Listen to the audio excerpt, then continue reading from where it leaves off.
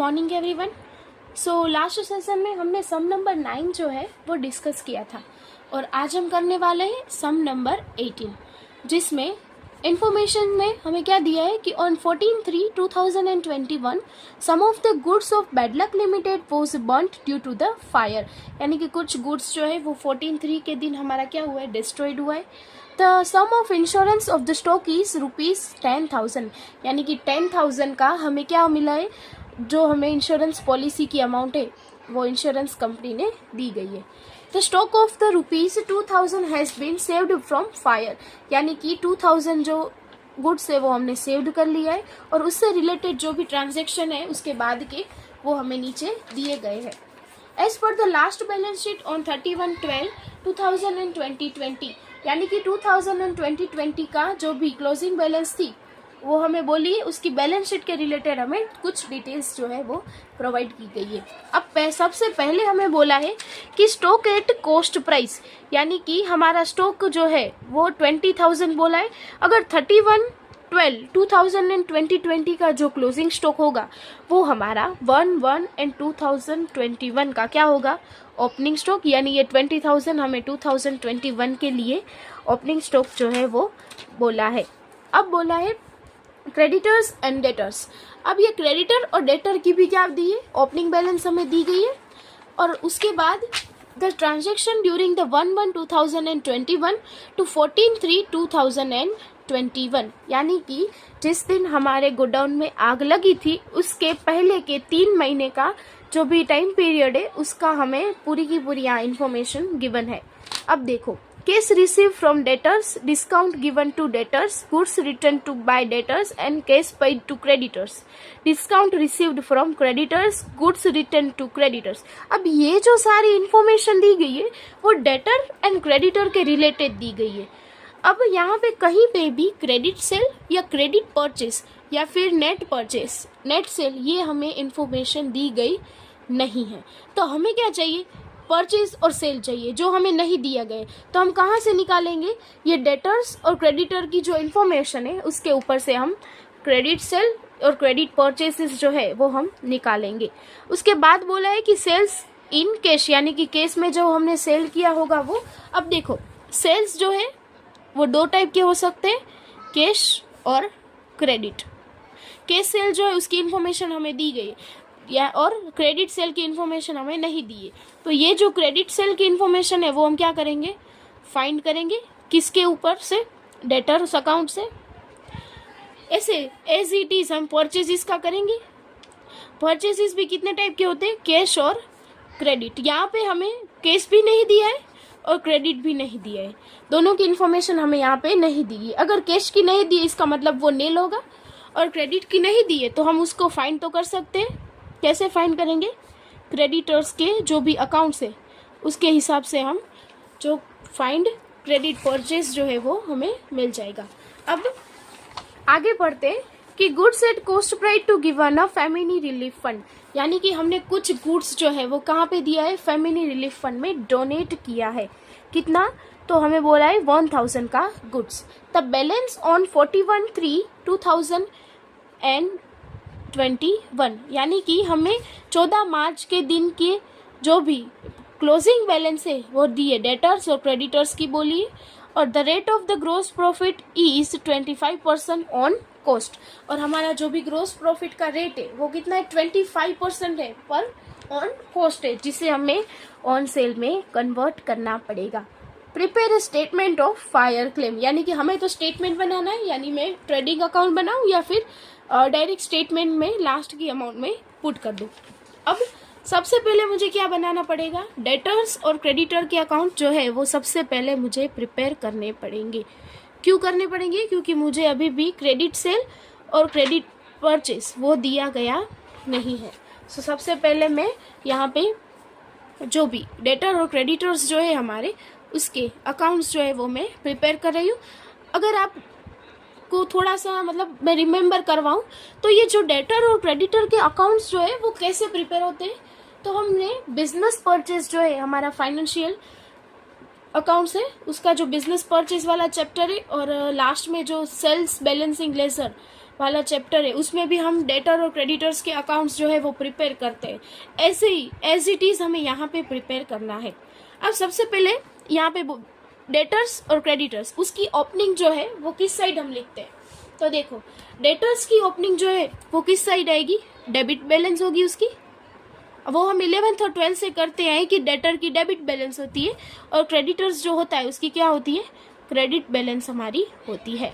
तो बैलेंस यहाँ पे ब्रोट डाउन। अब जो भी इंफॉर्मेशन दी गई है वो हम एक के बाद एक पुटअप करते जाते हैं। अब सबसे पहले हमें 20,000 जो है वो दिया है। अब यहाँ पे मैं सबसे पहले डेटर और क्रेडिटर के रिलेटेड इंफॉर्मेशन ले रही हूँ। ट्रेडिंग अकाउंट जो है वो मैं बाद में प्रिपेयर करूँगी। सबसे पहली बैलेंस है 4,000 क्रेडिटर्स और 5,000 जो है वो डेटर्स। अब देखो यहाँ पे 4,000 क्रेडिटर्स के और 5,000 जो है वो किसके आएंगे, डेटर्स के आएंगे। उसके बाद जो ट्रांजेक्शन दिए है वो लिखते हैं केस रिसीव्ड फ्रॉम डेटर्स, यानी कि हमें डेटर्स के पास से क्या मिल रहा है, केस जो है वो हमें रिसीव्ड हो रहा है। अब यहाँ पे अगर केस की डेटर की जो ओपनिंग बैलेंस हमने डेबिट साइड हमने रिकॉर्ड की है तो हमें जो कैश रिसीव हुआ होगा वो एज ए इनकम हुआ होगा। तो इनकम को हम कहाँ पे रिकॉर्ड करते हैं, credit side. So cash received from debtors 32,500। इसके बाद है डिस्काउंट गिवन टू डेटर्स, यानी कि डेटर्स को हमने क्या दिया है, डिस्काउंट दिया है, तो उसकी एंट्री आएगी टू डिस्काउंट अकाउंट 500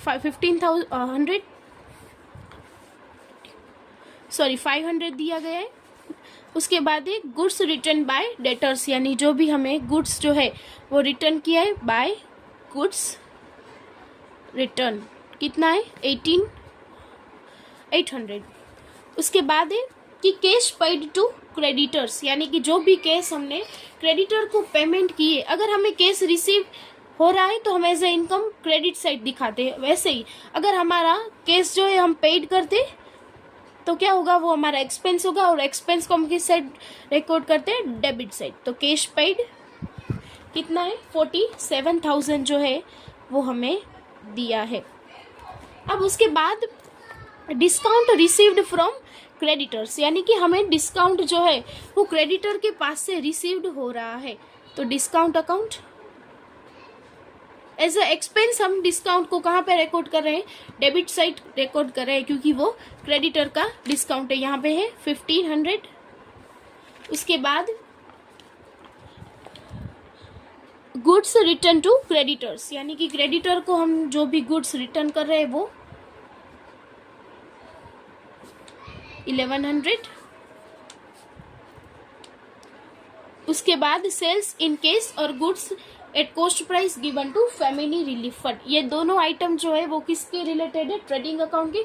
सो हम इसको कहाँ पे रिकॉर्ड करेंगे, ट्रेडिंग अकाउंट में रिकॉर्ड करेंगे।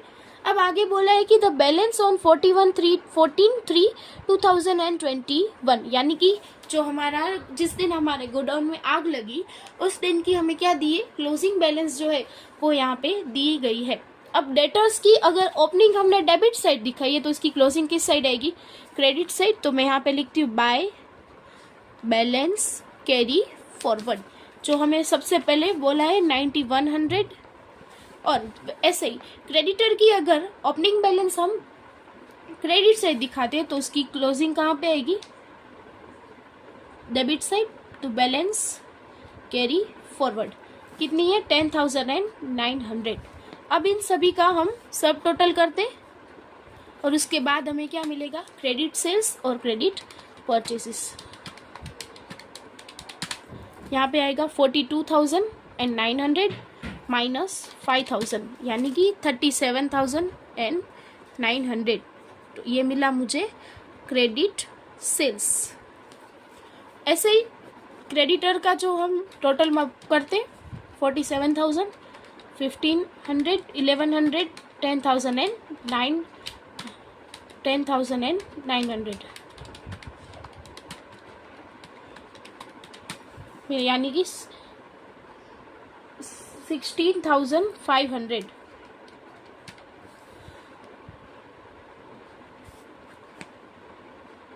जिसमें से मैं 4,000 अगर माइनस करती हूँ तो मुझे क्रेडिट परचेस कितना मिला, 56,500 ये मुझे क्या मिला, क्रेडिट सेल्स और credit purchase.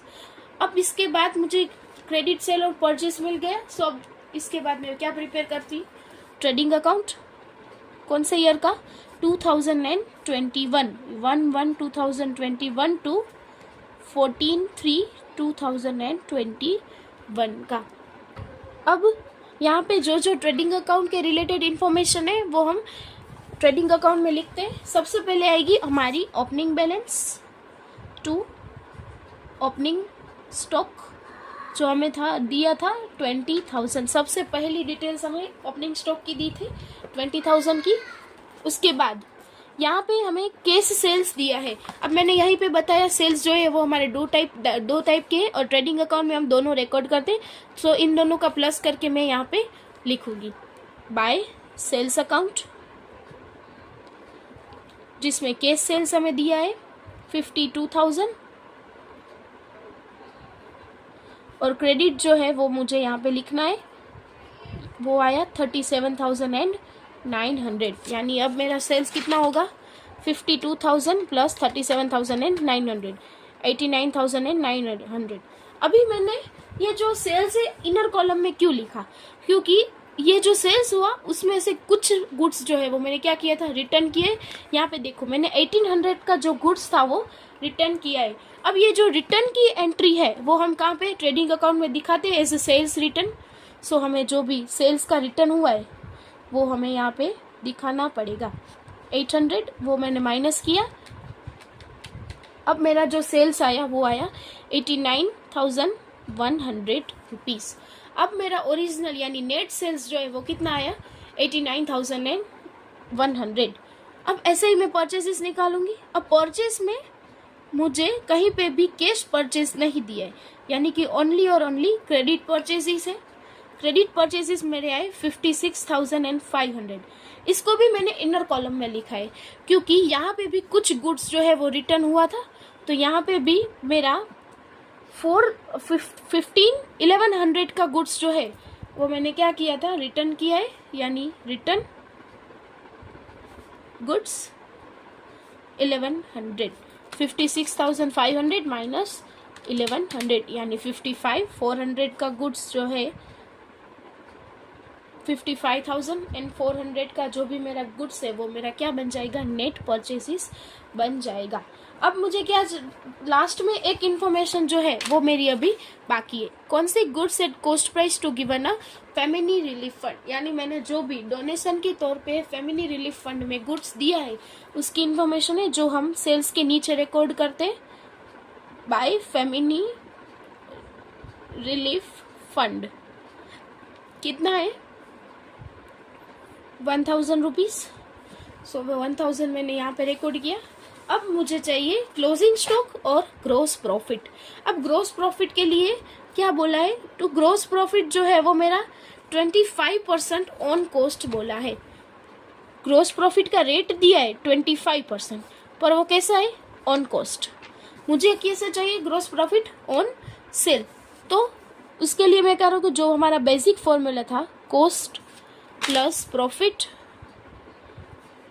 Is equal to sales.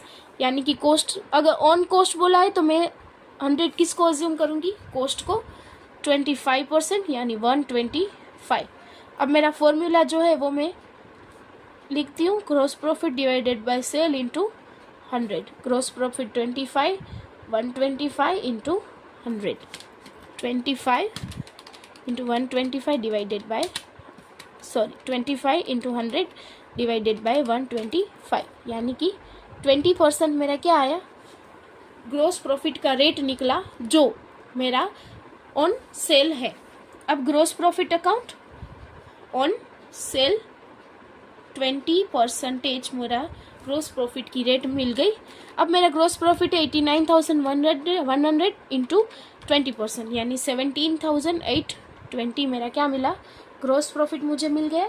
अब लास्ट में क्या चाहिए, क्लोजिंग स्टॉक चाहिए। तो क्लोजिंग स्टॉक के लिए हम क्या करेंगे, अकाउंट्स जो है वो क्लोज करते और हम प्लस और माइनस करके लास्ट में मुझे क्या मिल जाएगा, क्लोजिंग स्टॉक। अब सबसे पहले मैं डेबिट साइड का टोटल करती हूँ,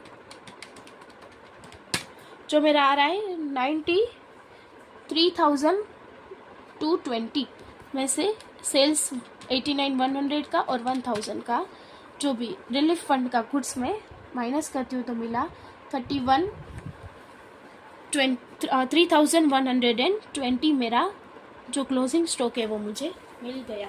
अब यहाँ पे मुझे क्लोजिंग स्टॉक मिल गया तो मैं छोटा सा एक स्टेटमेंट प्रिपेयर कर रही हूँ। यहाँ पे एक छोटा सा स्टेटमेंट है।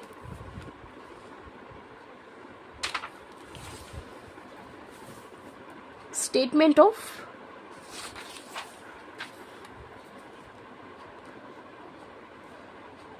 क्लेम पर्टिकुलर्स और अमाउंट। अब देखो क्लोजिंग स्टॉक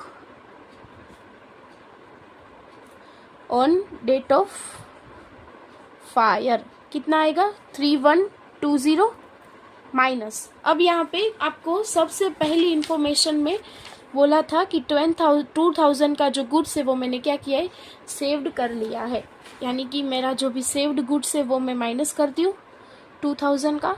सो मुझे कितना मिलेगा 3120 माइनस 2,000। अब मुझे यानी 1120 मेरा आएगा अमाउंट ऑफ क्लेम, जबकि मेरी पॉलिसी कितने की थी 10,000 की थी और मेरा गुड्स जो है वो सिर्फ और सिर्फ 3,120 का डिस्ट्रॉयड हुआ था। उसमें से जो गुड्स मैंने बचा लिया यानी कि सेव्ड किया है वो मैंने माइनस किया, तो मुझे अमाउंट ऑफ क्लेम कितनी मिली 1120। मेरी जो अमाउंट ऑफ क्लेम है वो मुझे यहाँ पे मिल गई है।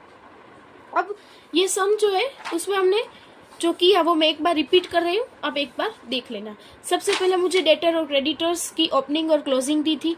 उसमें क्रेडिटर परचेज और क्रेडिट सेल्स वो दोनों नहीं दिया गया था, जो हमने सबसे पहले फाइंड किया। और ये फाइंड करने के बाद मैंने एक ट्रेडिंग अकाउंट बनाया।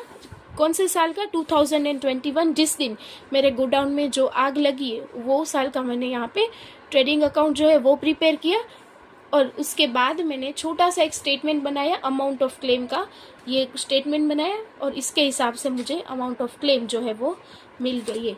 आई होप आप सभी को ये वीडियो अच्छा लगा होगा, तो please like share and subscribe करना ना भूलें। और अभी भी थोड़ा एक और या दो पार्ट है अभी बाकी है जो आएंगे, उसके बाद ये चैप्टर जो है वो हमारा कंप्लीट हो जाएगा। Thank you so much.